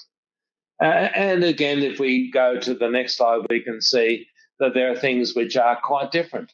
Equipment processes, technical capability, limitations might be listed in both, but they're quite different for a skid steer loader and a wheeled front end loader.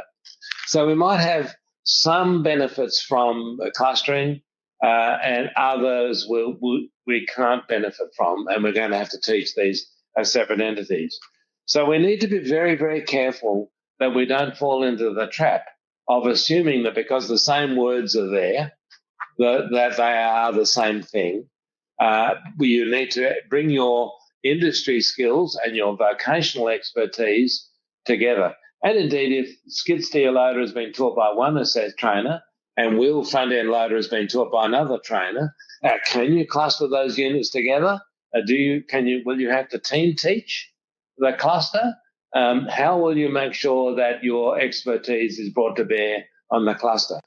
The clustering is a really good idea, but it has dangers. So you need to approach clustering as very carefully. But you can see that clustering can reduce the amount of training for the learner. It can reduce the amount of training for you as a training organisation, but it has to be done thoughtfully and in a way which does not lead to confusion. Indeed, it might be, you might decide at the end of the day that I best teach these two things as completely separate entities so the students don't get confused. It's really a question of you understanding the students and you looking at opportunities to reduce duplication. Because duplication is not only wasteful, it can be very annoying to individual students. Another way we can do it, of course, is to look for things that go together and teach them together. And so what, in this particular example, you could end up looking at blocks. And the block one, which would be delivered before they even start the course, they started the course, but before they actually walk onto the work site, it is gentle stuff that is not highly sophisticated, but also introduces them to the world of the workplace. And so you could cover, and also probably things that you can simulate quite comfortably. Carry out manual excavation, which I have to tell you I don't really understand, but I suspect it's using a shovel. But please bother if I get that wrong. I think that's probably what it means. You can actually do away from the workplace. Spread and compact materials manually. It's something you'll probably simulate quite comfortably at campus in a workyard or a workshop area.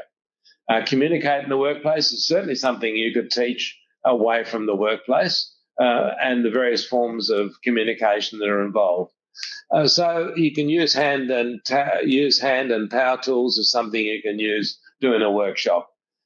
So a lot of block one could be done away from the workplace. It might involve them touching base with the workplace a bit to that, because it's always useful in explaining what the meaning of a unit of competency to connect it to the real world of work. But you can see that these are kind of gentling the learner into the process by not hitting them with the really serious stuff too soon.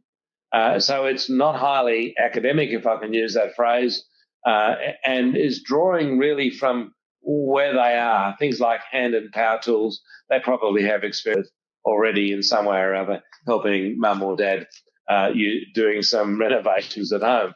So what I'm getting at here is that block one gets them going, gentles them into the process. Then after block one, they go into the workplace. Now, the workplace is a wonderful place.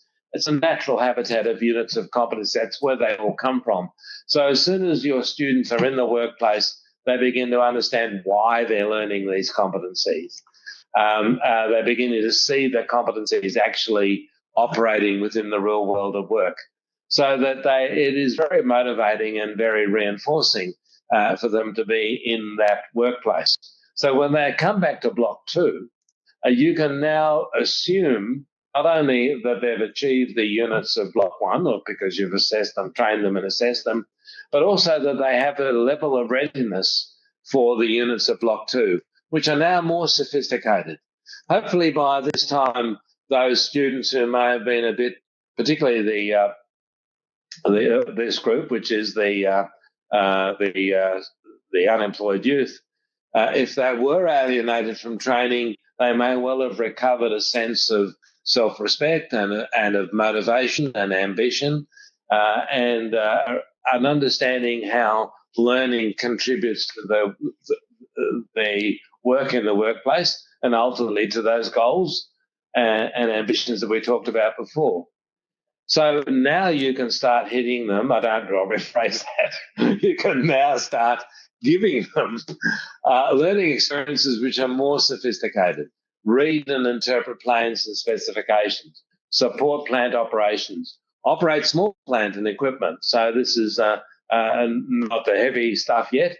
Carry out measurements and calculations. Bit of cerebral stuff there, bit of hands-on stuff there as well. So block two is bringing them in now into a more sophisticated world of learning. And if we click over to the next slide, we can see three more blocks. Now, block three, they're now planning and organising work. They're beginning to think about how they can be more autonomous working within the world of the workplace. Identify, locate and protect underground services. There's a growing sense of responsibility. Carry out basic levelling. Very much more hands-on stuff. But by the time they get to block four, they're now getting into heavier gear, skid steer, excavator, grader. And so they're now on to the heavier machinery. And by the time they get to block five, they're into more heavy machinery, dozer, wheel front end loader, but also formal structures like draining and dewatering a civil construction site.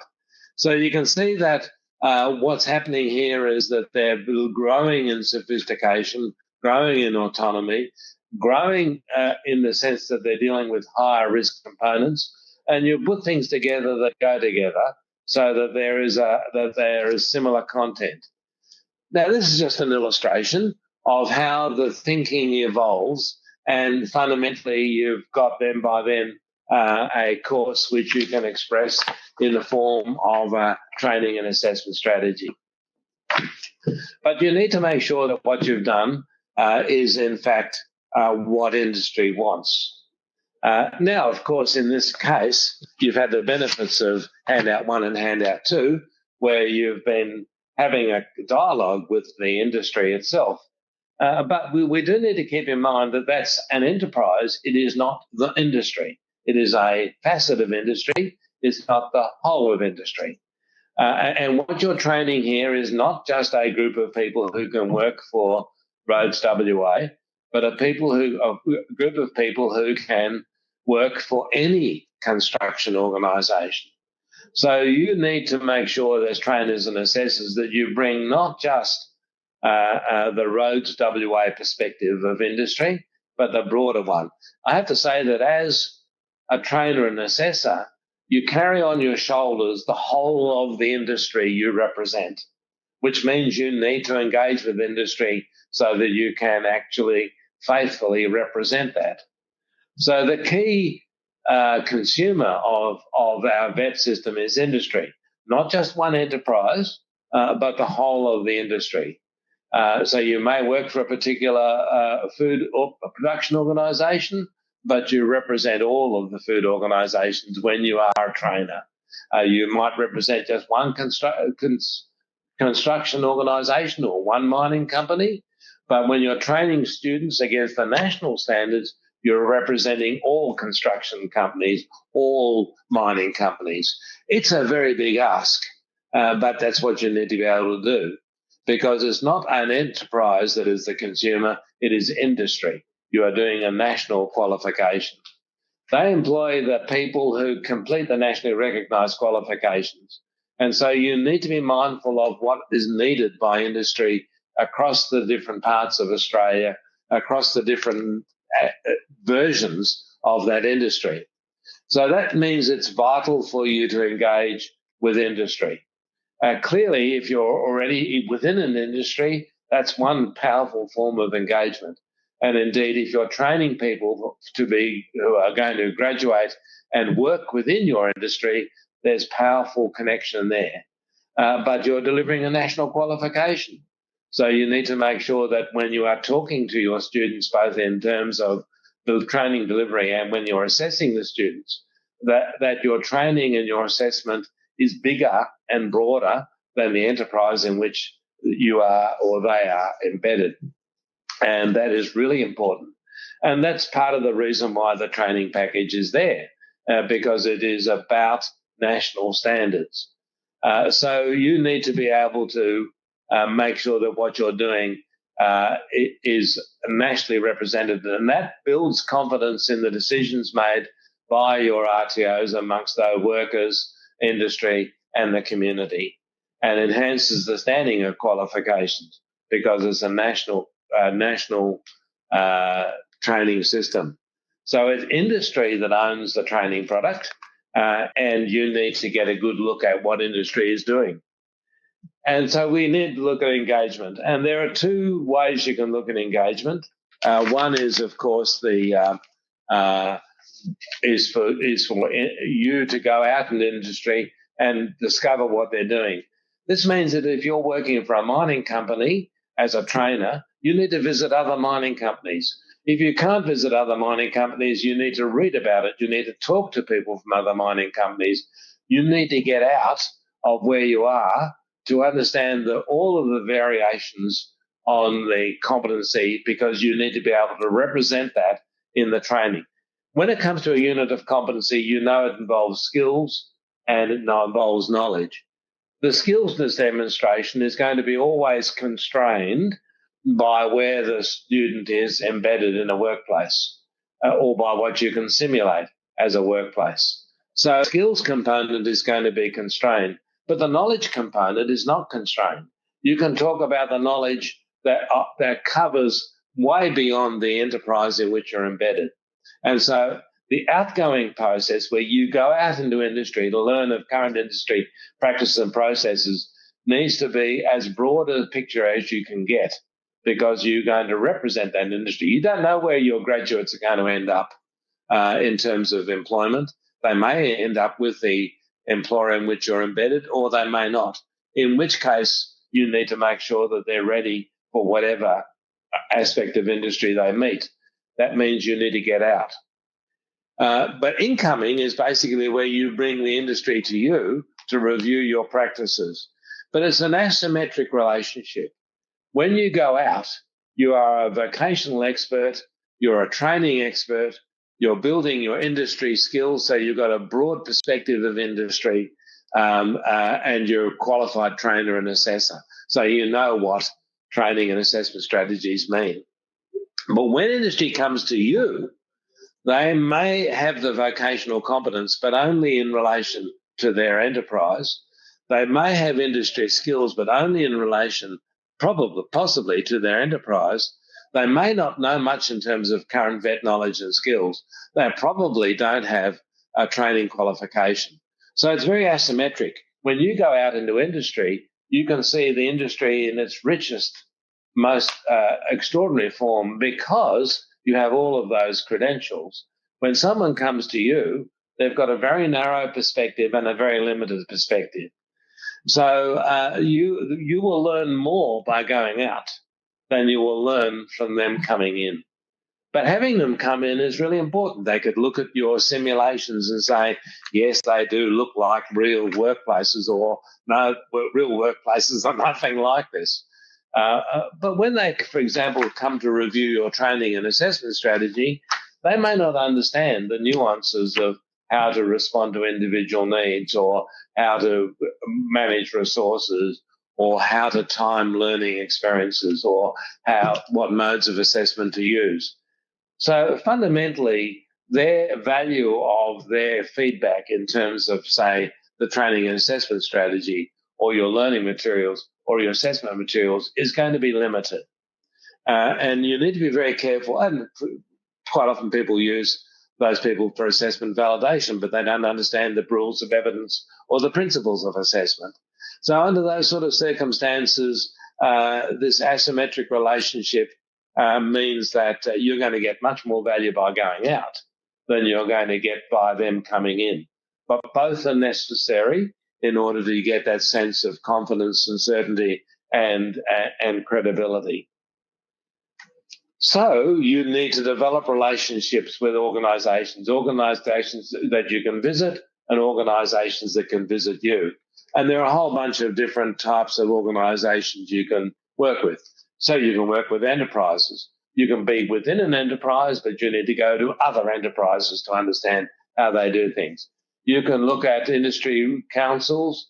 You can look at broad industry associations. You can look at narrowly focused associations. You can go to unions. You can go to regulator agencies such as WorkSafe or for that matter, TAC.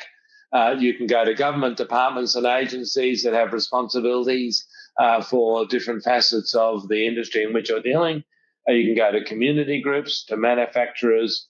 You can go to online to research. But the key thing here is that you do not want to be trapped in your local area or even in your regional area. These are national standards. So go as far as you can. The more that you need to go national, the more likely you are to use things like online and stuff. But, if you're traveling interstate or whatever, take the opportunity to visit enterprises and to understand what is happening in other places. Because when you graduate a person as competent in, say, civil construction, it's for civil construction in Australia, not civil construction in the Great Southern. So there are lots of activities that you can embark on, and we're going to just spend a couple of minutes, and we actually can only spend a couple of minutes because we're almost going to turn into a pumpkin. It's about 20 past 11, to look at handout number 3. So in handout number 3, maybe this is something that you'll need to dwell on a bit after our workshop today. It talks about different kinds of activities that you can participate in. And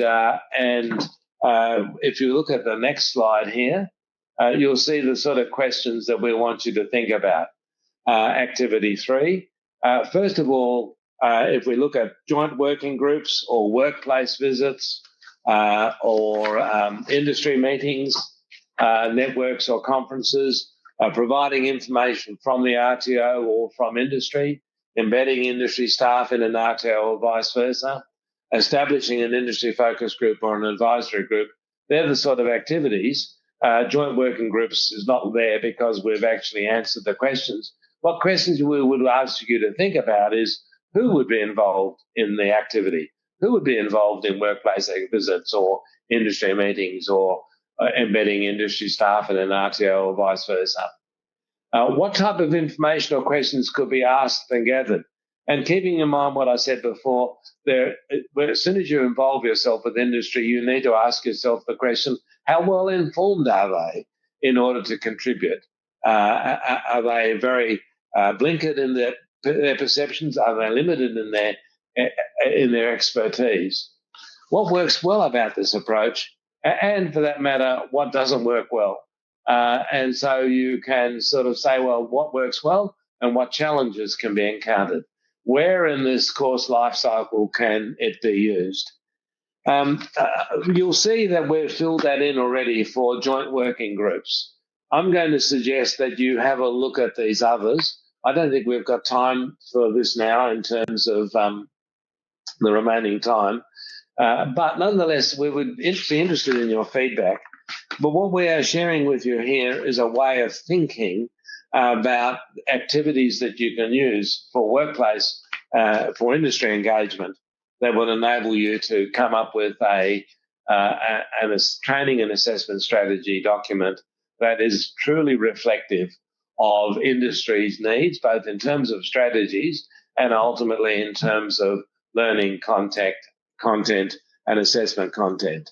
So at the very least, consider the activity 3 as a guide to how you can engage with industry through a range of activities leading to a range of outcomes. But for ourselves today, I think we're just going to have to move on to the next slide, which basically says, well, handout number 4, which basically says, this is what a training and assessment strategy could look like. And again, I'm going to ask you to look at that in your own time. But if you go through that, and I do want to stress that the headings and the order is a suggestion. You can structure this in a different way. But really what this is saying is the sorts of issues like purpose or client groups or duration or licensing requirements, these are all things you do need to think about when you're building your training and assessment strategy. And what you'll see here is qualification packaging rules. You'll see here is amount of training is discussed around about page 4. You'll see modes of delivery, which brings back in those blocks and so on, but provides more discussion. You'll see assessment methods talked about, reasonable adjustment and assessment tools, industry consultation. And so fundamentally what you'll see here is, and then resources and validation. So what you'll see here is a discussion which in a sense encapsulate what we've talked about, plus some things we didn't talk about in the form of a reasonably manageable document, back to that notion of it being a living document, which can then guide your next steps, which is delivery. So in our cycle, which is our next slide, you can see that what we've done is gone through the process of identifying need, understanding the industry's needs and the learner's needs, building a strategy which reflects that. But then, of course, what happens now is you have to do it. So when you start doing this, you start getting evidence, and we are always evidence-driven, that enables us to review and improve our training and assessment strategy. And the last slide that I want to share with you in terms of delivery of this is that you then need to go back and look at all of these points and say, have I made the right decisions? Should I have chosen different electives? Have I understood the target group properly, I should say, and do I understand their needs? Have I chosen the right modes of delivery? Have I identified the right amount of training? And these questions are not expressions of self-doubt, but the fact is that we have to make a first guess or a first analysis in developing our training and assessment strategy, and then it becomes the basis for review and improvement. And it will evolve. I might say as an auditor, we need to see your training and assessment strategy document because we need to see that you are ready and fired up and ready to go. But when we come back to see you again, we don't expect to see the same training and assessment strategy document. Oh, well, you might have got it right, in which case we would be comfortable about seeing it again. But what we're more likely to see is that you've learned from experience, and as a learning organisation, you have modified and changed and improved your TAS.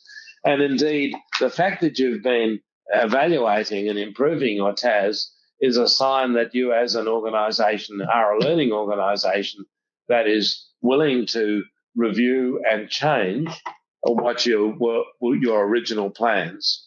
And so if you go back to the TAC fact sheet, you'll find in here the discussion of that sort of process. But what we're stressing here through this list is that everything that is part of your TAS is up for review on the basis of evidence. Now, we have lots of references and resources available to you. Many of them I've mentioned already. Of course, the standards for RTOs are a key, and there is also a user guide to the standards for RTOs. There's a design model for streamlined training packages. There is amount of training fact sheet. There's developing training and assessment strategies fact sheet, which has been mentioned often. But there's also an industry engagement fact sheet, which talks about those inward and outwards engagements. There is an assessment fact sheet, which talks a lot about how you go from the training product to an assessment strategy, but it also talks about how you can accommodate individual needs. Not mentioned here, but there's also a fact sheet on understanding and meeting individual learner needs. And then there's a one that relates to you as trainers and assessors, how you demonstrate and maintain your vocational competence and industry currency. There are also a Department of Training and Workforce Development document, which is a very generic document on assessment in the vet sector. And then there's the National Register of Vet, which is where you would access training products and the details of those training products. So there are lots of resources to back you up as you go to developing your training and assessment strategies.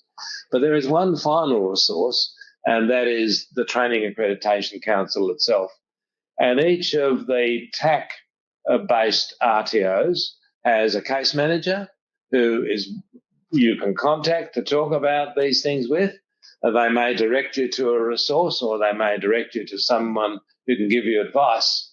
Those of you who are not involved with TAC, of course you have access to the TAC fact sheets and to the TAC guides.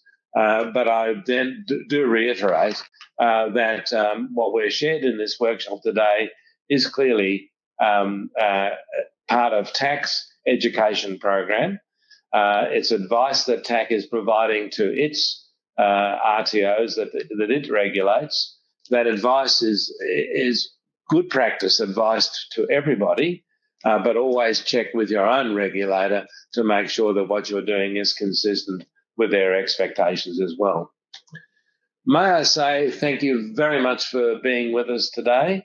I have seen lots of useful questions, and I appreciate that.